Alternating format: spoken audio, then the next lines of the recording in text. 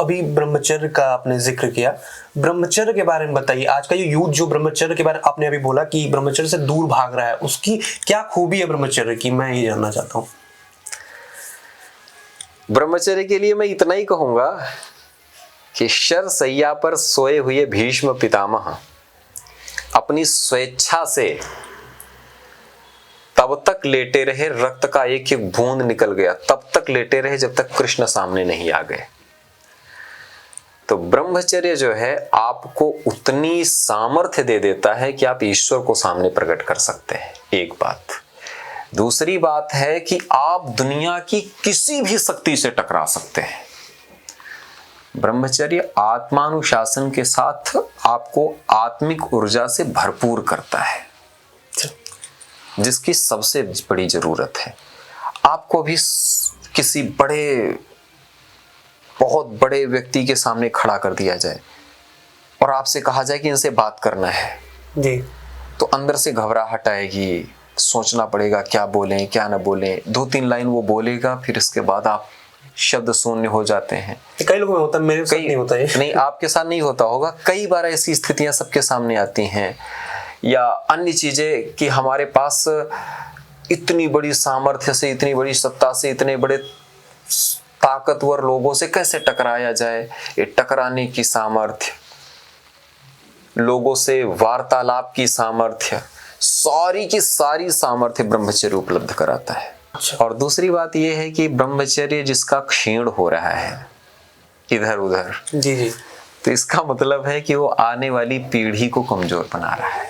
आचार्य जी, मेरा एक क्वेश्चन ये रहेगा कि कहाँ इसका सबसे पहला अवशेष मिला? ये 4 युग होता क्या है कि हर समाज में एक काल विभाजन की प्रक्रिया अपनाई जाती है कि कैसे काल का विभाजन किया जाए। तो भारतीय संस्कृति में काल विभाजन को सबसे वैज्ञानिक ढंग से प्रस्तुत किया गया है 4 कालों के रूप में। एक सबसे पहला सत्ययुग आया, उस युग को कहा गया सतयुग, जहां पर सत्य सत्ता का प्रतिष्ठान था, सत्य सत्ताएं स्थापित थीं, तो उसको सतयुग के तौर पे प्रस्तुत किया गया। वो सृष्टि का आदिकाल बोलते हैं, सृष्टि का आदिकाल बोलते हैं। ईश्वर का या सनातन का आदिकाल नहीं है वो, जी जी, वो सृष्टि का आदिकाल है। सृष्टि संरचना से लेकर के सृष्टि की विनष्टि तक, विनाश तक, इस पूरे के पूरे एक प्रक्रिया को 4 भागों में बांटा गया। ठीक है। तो वो विभाजन जो है कर्माधार है, कर्म के आधार पर है। उस समाज में कैसी कैसी परिस्थितियां घटित होंगी, कैसा कैसा स्वरूप बनेगा, उस आधार पे सतयुग, त्रेता, द्वापर, कलियुग, ऐसे 4 विभाजन किए गए। तो कलियुग का अभिप्राय सीधा आया, ये कृत युग है, यहाँ पर जैसा कर्म करोगे वैसे आपको फल मिलेगा।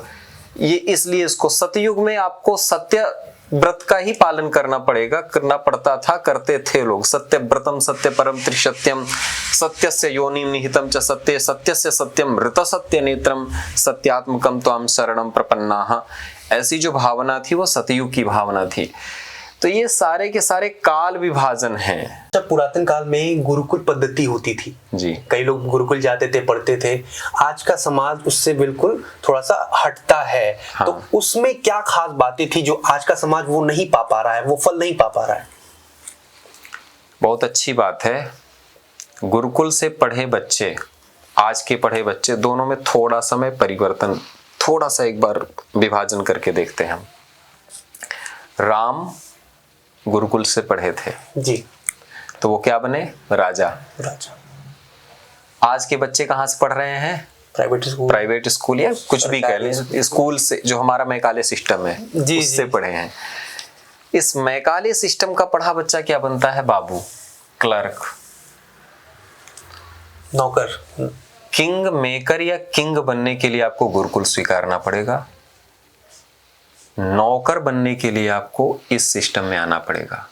अंग्रेजों को नौकरों की जरूरत थी, इसलिए उन्होंने इस सिस्टम को लागू किया था। आपके स्वाभिमान को मारा गया, आपके अंदर की नेतृत्व क्षमता को मारा गया। आपको किस कॉलेज में पढ़ाया जाता है कि आपको नेतृत्व क्षमता, लीडरशिप कैसे उभारनी है? सिखाया जाता है किसी में? मैनेजमेंट स्कूल में पढ़ाया? मैनेजमेंट अलग हो गया। हाँ। बचपन से बच्चों के अंदर लीडरशिप आपके प्रतिभा के अनुरूप निखारता है, उभारता है। इसलिए कहता हूं गुरुकुल जीवंत होने चाहिए। गुरुकुल जीवंत हो जाएंगे, भारत जीवंत हो जाएगा। मनुस्मृति का श्लोक है, एतद् देश प्रसूतस्य सकाशा दग्र जन्मनः स्वं स्वं चरित्रम शिक्षेरन् पृथिव्याम सर्वमानवाः। हम अपने चरित्र के माध्यम से पृथ्वी को संदेश देते रहे हैं, शिक्षा देते रहे हैं जी। कौन देगा शिक्षा? ये कॉन्वेंट के पढ़े बच्चे देंगे जिनका चारित्रिक पतन कराया जा रहा है। जी। ये सारी व्यवस्थाएं जानना पड़ेगा। गुरुकुल भेदभाव रहित है, गुरुकुल सबके लिए खुला है, गुरुकुल सबको शिक्षित करने का प्रयत्न करता है, योग्यता के अनुरूप, क्रियाकलाप के अनुरूप।